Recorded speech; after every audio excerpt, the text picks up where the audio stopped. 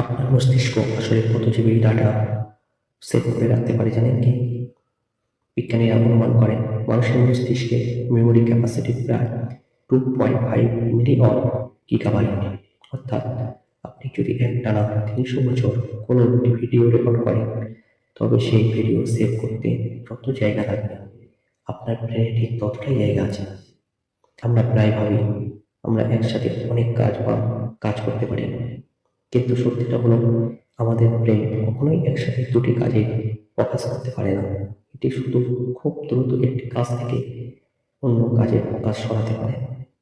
একটানা দীর্ঘক্ষণ পড়ার চেয়ে মনোযোগ নিয়ে পড়লে পড়া বেশি মনে থাকে। একে বিজ্ঞানের ভাষায় স্পেস রিপিটিশন বলে।